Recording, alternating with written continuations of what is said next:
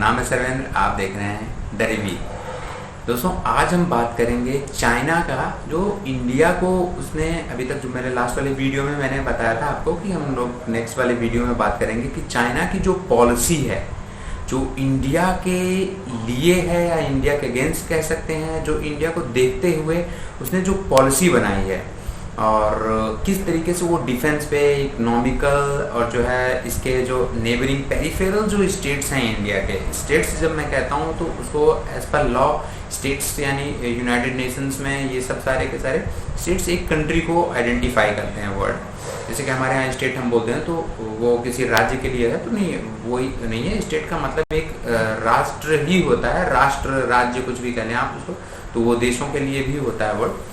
तो चाइना ने अपनी पॉलिसी को भारत को घेरने के लिए, इंडिया को पूरी तरीके से घेरने के लिए एक बहुत बड़ा, जो आप कह सकते हैं कि जो है स्ट्रिंग ऑफ पर्ल्स के थ्रू, एक बहुत बड़े प्लान के थ्रू चल रहा है, जिसपे वो लगातार दिन रात काम कर रहा है और उसकी एजेंसीज लगी हुई हैं, उसके सारे बॉडीज लगे हुए हैं गवर्नमेंट के जितने हैं।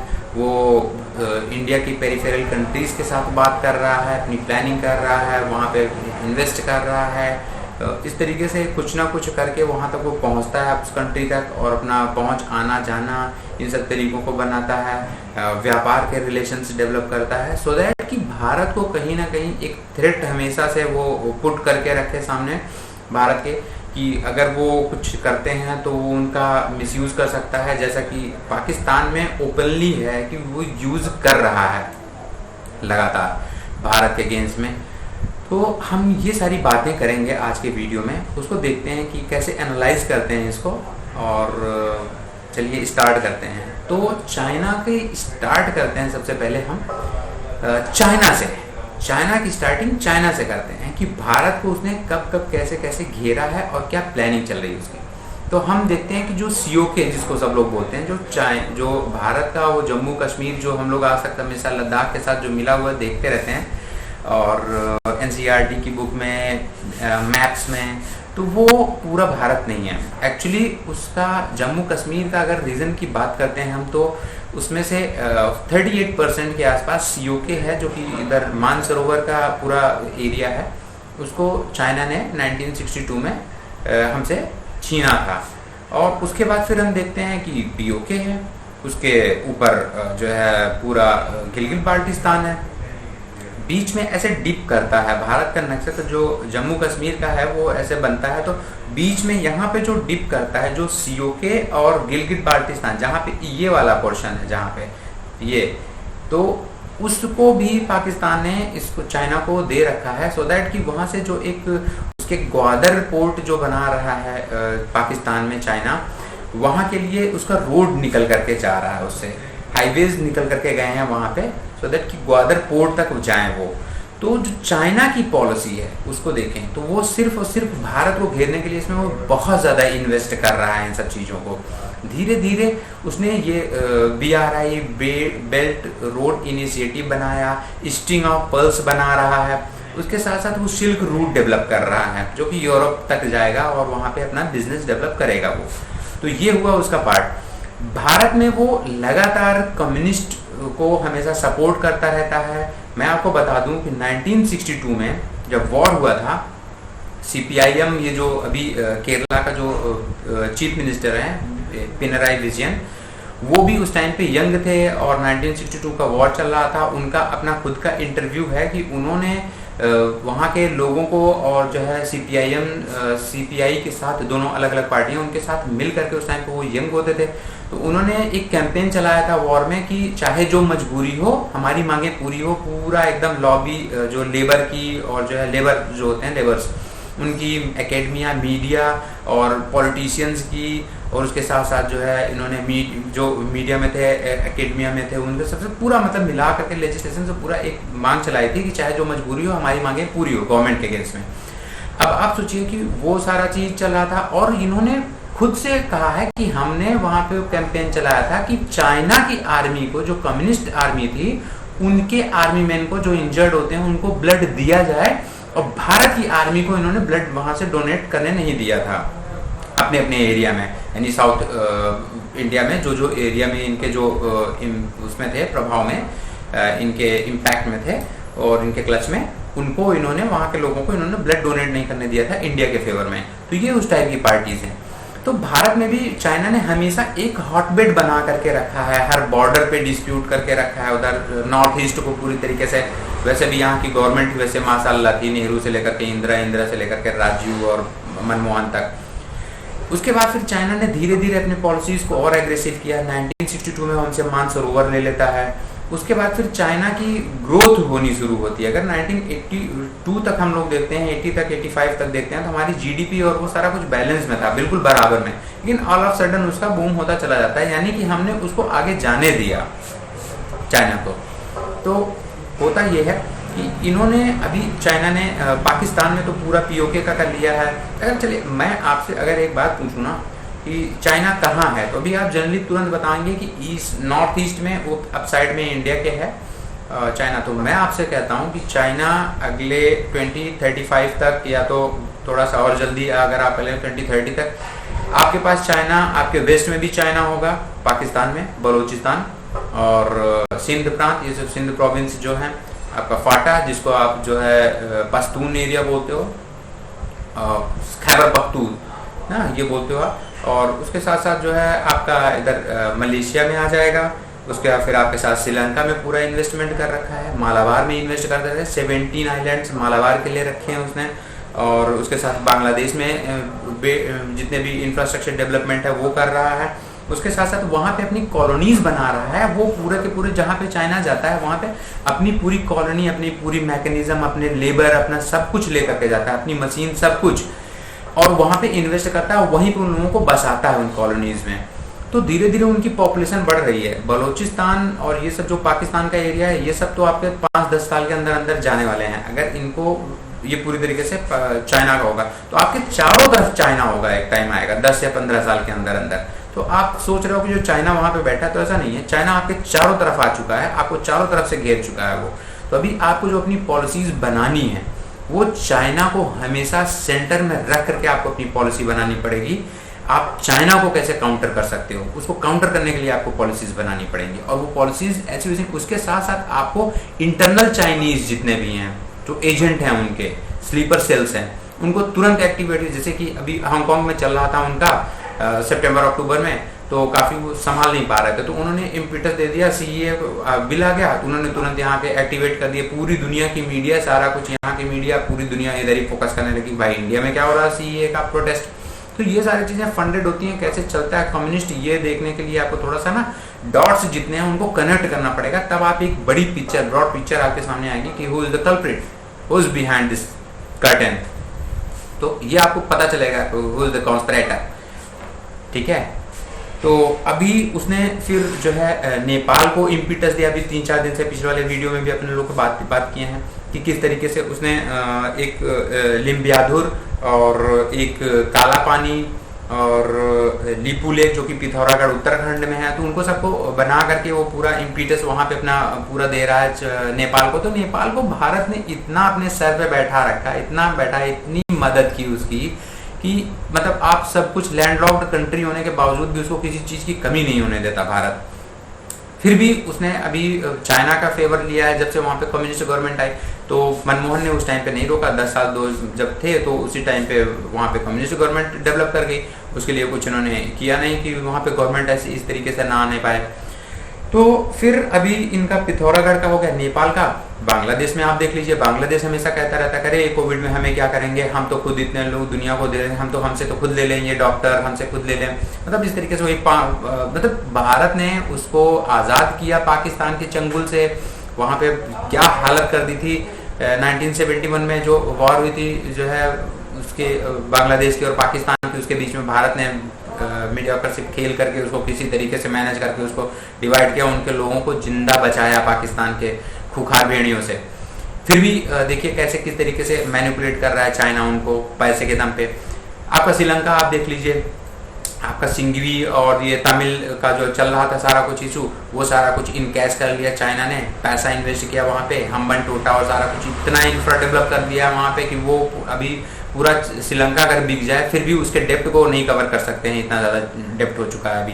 तो वो अभी महिंद्रा राजपक्षे वहाँ के राष्ट्रपति हैं, तो वो अब थोड़ा सा इन कंट्रियों के जो पेरिफेरल है ना, चाहे वो चाइना का जो बांग्लादेश है, पाकिस्तान है, नेपाल है, श्रीलंका है, मालाबार है, मलेशिया है, ये सब भारत को ये देकर के हमेशा से ब्लैकमेल करते रहे हैं कि अगर आपने मुझे पैसे नहीं दिए, आपने मुझे दवाई नहीं दी, आपने मेरा ट्रेड नहीं करवाया, आपने अगर अपने कॉरिडोर्स नहीं खोले मेरे बिजनेस के लिए, तो पाइपलाइन गैस की नहीं आने दी, पेट्रोलियम नहीं मिलने दिया मुझे, तो हम चाइना के फेवर में चले जाएंगे। और ये चाइना के ही फेवर में रहते हैं, लेकिन भारत इस तरीके से बात करेंगे हम चाइना के फेवर में चले जाएंगे। एक तरीके से लगातार ब्लैकमेलिंग ये करते आ रहे हैं और खूब बेनिफिट लेते हैं, इसका खूब बेनिफिट लेते हैं। खाते हमारी हैं, बजाते उनकी हैं। जैसे कि भारत में रहे हुए कुछ आतंकवादी ये जो बैठे हुए हैं, खाते भारत की हैं, बजाते पाकिस्तान की हैं, अरब की हैं, चाइना की हैं, पूरी दुनिया के बजाएंगे वो गुलामी। लेकिन भारत के खिलाफ वो अपने आप को बहुत वो दिखाते हैं कि हम बहुत मजबूत हैं, हम बहुत कट्टर हैं, ये हैं वो हैं, अपना दिखाते रहते हैं आतंकवादी बना। तो इस तरीके से चाइना अभी नेपाल, बांग्लादेश, श्रीलंका सबके तरफ से आपको एक तरीके से स्ट्रिंग ऑफ पर्ल्स में, मालाबार में उसने कर रखा है पूरा अपना जो है हिंद महासागर में उसका इन्फिल्ट्रेशन। एक्चुअली हिंद महासागर को कैप्चर करने के लिए, जो कि मिडिल सेंटर है पूरे वर्ल्ड का, तो उसको कैप्चर कर लेंगे तो दोनों तरफ उनका ट्रेड बहुत बढ़िया चलेगा। और भारत की लैंड जो है मैं आपको बता दूं, वो ऐसे सेंटर और स्ट्रेटेजिक लोकेशन पे है वर्ल्ड की कि आप दुनिया की नकेल को टाइट करके रख सकते हैं अगर आप चाहें तो। मतलब चाइना जैसी कंट्री को अगर ये लैंड मिली होती तो अभी तक तो वो किसी भी कंट्री को कुछ भी कर सकता था। लेकिन भारत में पॉलिटिकली इतना वीक विल पावर था, जो पार्टियां थी और जो गवर्नमेंट में थे, गवर्नमेंट का इतना विल पावर कमजोर था कि वो 14-15 गवर्नमेंट के साथ मिल करके कोलैबोरेशन की एक गवर्नमेंट बनाती थी। 110 सीट आई है तो कांग्रेस की, बाकी सब छोटे छोटे 5, 10, 20, 25 सीट वालों कंट्रियों से मिल करके एक बना देती थी। एक्चुअली भारत वालों को ये पता नहीं होता है कि उनको वोट कहाँ पे करना है। उनको बस लगता है कि हमारे मोहल्ले का मुद्दा अलग है तो हम अलग पार्टी को दे देंगे। इस तरीके से करके इतना पार्टी का ऑप्शन इन्होंने खुद से दे दिया उनको कि वो सर पे बैठे हुए हैं नेता कुछ भी इनके पक्ष में, भारत के पक्ष में कुछ भी पॉलिसीज नहीं बनाते। सब कॉम्प्रोमाइज्ड पॉलिसी रहती है, चाहे पाकिस्तान से कॉम्प्रोमाइज हो, चाहे इकोनॉमिकल कॉम्प्रोमाइजेशन करना हो इनको कॉम्प्रोमाइज करते हैं, चाहे आर्म्स के डिफेंस के डील में करना हो, वहां पे खराब जहाज उनसे लेकर के आएंगे, दोनों कंट्रियों के कंपेयर में खराब चीजें खरीद करके लाएंगे हमेशा, ताकि उनका एक थ्रेट बना रहे हमारे ऊपर। और ये यहाँ के पब्लिक को बता दे रहे हैं उनके पास हमसे बेटर चीजें हैं। तो इस तरीके से इन्होंने दोनों का डबल क्रॉस गेम खेला खूब यहाँ के पॉलिटिकल पार्टियों ने, और हम यहाँ मुद्दे मुद्दे खेलते रह गए। इन्होंने पैसे के और खूब डबल क्रॉस गेम खेला, यहाँ पे लोग जो है बहुत समझदार बन करके डबल वही मुद्दा खेलते रह गए। फ्री बिजली पानी ये सब इनका मुद्दा रह गया, और कुछ मुद्दा है ही नहीं। मुद्दा वो बनाते हैं, मतलब पॉलिटिकल पार्टी वोट भी लेती है और मुद्दा भी वही डिसाइड करती है। आप तो बस वोट देने के लिए हो, आपके पास इतना सेंस नहीं है कि आप मुद्दा डिसाइड करो कि नहीं जी एजुकेशन का हो गया, अभी तक क्यों नहीं खत्म हुआ, अभी तक रोड बना रहे हो आप। तो ये सारी चीजें, सॉरी थोड़ा सा, तो इन सारी चीज़ों को देख करके ये सारा चाइना ने बहुत इनकैश किया अपॉर्चुनिटीज़ को, क्योंकि भारत में उसको अपॉर्चुनिटीज़ दी। भारत के पॉलिटिशियंस ने, गवर्नमेंट ने यहाँ की अपॉर्चुनिटीज़ दी, उसको थाली में परोस करके दी। नेहरू ने थाली में परोस करके दी, इंदिरा ने थाली में परोस करके दी, इन लोगों ने उनको थाली में परोस कर दी, वो खाए खूब आराम से।